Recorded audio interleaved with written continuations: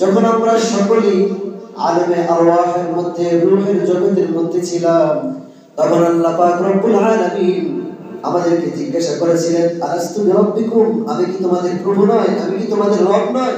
বালা। তখন আমরা সমস্যায় বলেছিলাম, হ্যাঁ আল্লাহ, আপনি আমাদের রব, আপনি আমাদের প্রভু।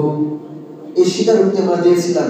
তাহলে আমাদের পথ মত দল একটা, সেটা হচ্ছে ইসলাম, ঈমান, আল্লাহ তাআলার পথ মত।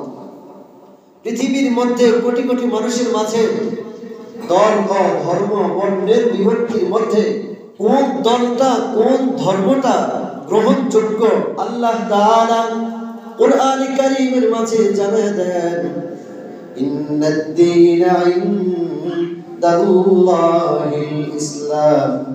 আল্লাহ তাআলার নিকট একমাত্র মনোনীত গ্রহণযোগ্য মাকবুল ধর্ম হলো ইসলাম।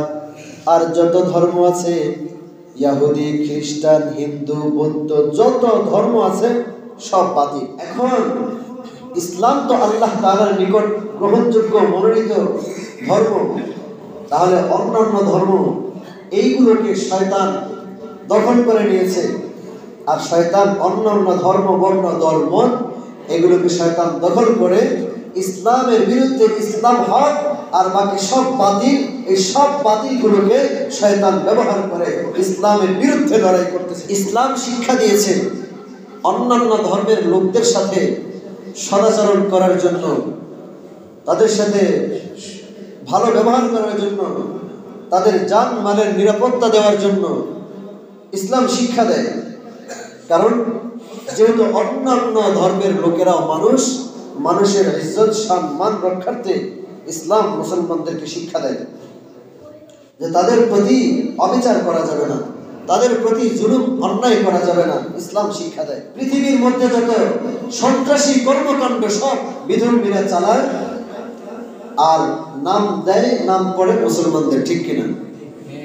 কারণ ওই যে মুসলমান সভ্য জাতি, মুসলমান ভদ্র জাতি, মুসলমান বিনয়ী, একটা কথা আছে, খায়া যায় মোসওয়ালায়, নাম পরে দাড়িওয়ালা। মোসওয়ালা খায়া দাড়িওয়ালার দাড়িতে একটু লাগায় রেখে যায়, এরপরে দোষ করে দাড়িওয়ালা।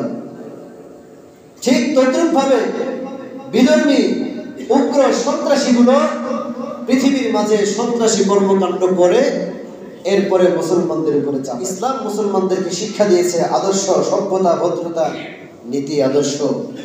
আজকে মুসলমানদের সেই সভ্যতা, ভদ্রতা, বিনয়, নম্রতাকে কাজে লাগিয়ে এই সুযোগ গ্রহণ করে বিধর্মীরা মুসলমানদের মাথার উপরে বানরের মতো নাচতেছে।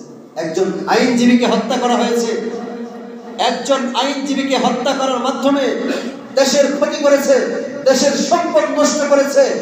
যেই সকল উগ্র সন্ত্রাসীরা দেশের সম্পদ নষ্ট করেছে, ওরা দেশের নাগরিক হতে পারে না, ওরা দেশের মানুষ হতে পারে না, ওরা দেশের দুশ্মন, ওরা দেশের শত্রু, ওরা জাতির শত্রু, ওরা রাষ্ট্রদ্রোহী। ওদেরকে বিচারের আওতায় এনে সুষ্ঠু বিচারের মাধ্যমে তাদেরকে উপযুক্ত শাস্তি দিতে হবে, ঠিক কিনা চিন্তা করে? যে মুসলমান বিনয়ী, নম্র, ভদ্র, সভ্য, এই নম্র, ভদ্র, সভ্যতার সুযোগে মাথার উপরে বসে বানরের মতো লাফালাফি করে সমাজ পরিবেশকে নষ্ট করে, এটাও জেনে রাখতে হবে যে পানির স্বভাব কিন্তু নরম, বাতাসের স্বভাব কিন্তু নরম। পানি নরম, বাতাস নরম। পানি যখন উত্তাল হয়ে উঠে, বাতাস যখন ক্ষিপ্ত হয়ে উঠে, তখন বাতাসের ঝড়ে, পানির আঘাতে শক্তিশালী বিল্ডিংগুলো, শক্তিশালী ইমারতগুলো ভেঙে চুরমার হয়ে যায়। আর বাতাসের উত্তাপ, বাতাসের শক্তি যখন শুরু হয়ে যায়, এই বাতাস মুহূর্তের মধ্যে গোটা একটা শহরকে লণ্ডভণ্ড করে দেয়।